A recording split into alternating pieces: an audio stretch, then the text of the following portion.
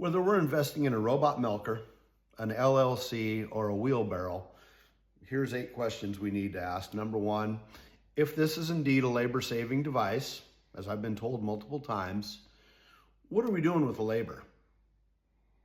If you're just gonna say you're gonna do a better job feeding calves, that means you're spending hundreds of thousands of dollars on a robot milker to replace minimum wage labor.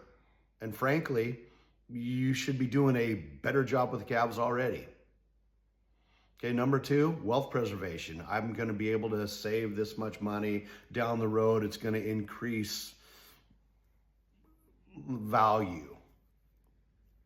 If you have no wealth, an LLC is of no value. If you have no wealth, a wealth preservation tool like a robot milker is of no value. Okay, number 3, is it going to produce more net income? Net income's got to be your driver. You know, until you reach critical mass financially, until you get to that $1 million, $1.5 million where the operation is taking care of itself,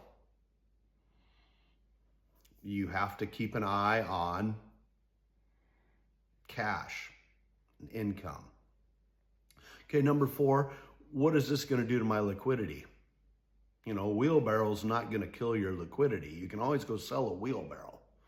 An LLC is completely worthless, and a robot milker, if you have to liquidate it, is worth about 10 cents on the dollar because you got to get it de-installed. So on a liquidity basis, you know, is it tying up all my cash? Worse, is it tying up all my borrowing power? You know, we don't know what's going to happen in the next 8 or 9 years where we're going to need a whack of cash. Maybe it's the neighbor's place. Maybe it's a financial shortfall or a health issue. You know, a good businessman is always going to look at liquidity. You know, that's why stocks are popular. You make a phone call and sell them tomorrow. You know, if you got a tractor, you can sell it. Pretty hard to sell an LLC or a robot milker. Number 5, if we're going to be in business, we always have to keep an eye on our competitive advantages. What allows us to make money in a market where the guy down the road can't make money? So now, if your competitive advantage is that you're making $150,000 a year uptown,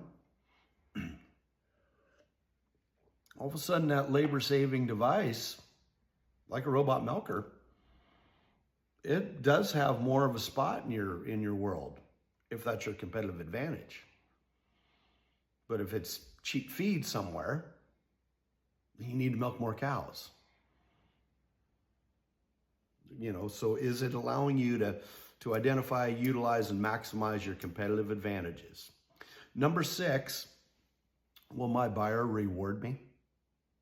Does your creamery, do the buyers at your local auction yard, does your co-op mill where you sell your crops, do they give a shit?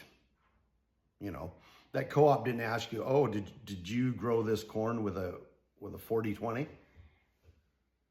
Or a 24-40, or the $500,000 piece of equipment. And the creamery, they don't care. They don't care if it comes from a robot, flat barn, 100-cow rotary. So when we start comparing robots, my uncle's got a 100-cow rotary. They can milk about, in 8 or 9 minutes, they can milk as many cows as one robot. Just a simple double 12 swing parlor, something like Craig might have down in New Zealand. You can milk as many cows as a robot in about 30 minutes. So you need to have 70 robots to replace a 100-cow rotary, and your creamery doesn't care. Okay, number 7, do we have any other interest that we're paying that's over 10%? I mean, if you've got any credit cards, if you've got any other interest, if you've got non-production interest, so vehicles and credit cards and stuff like that, we're better off paying off those high interest items. than we are investing in labor saving and wealth creation items. And then number 8, who's paying for it?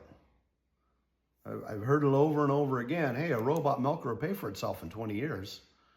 Well, if you get a 6-year loan, that means either you're paying for it or you're robbing from other parts of your enterprise for 6 years to pay for it.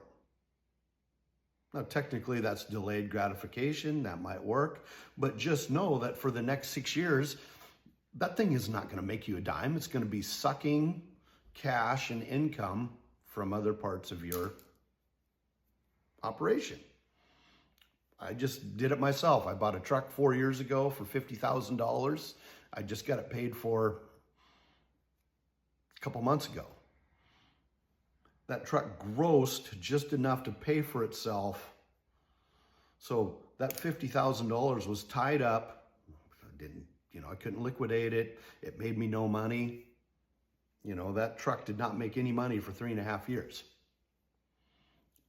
Now, I knew it would be worth it after. So that's just a question you got to ask. Who's paying for it for the first, however many years?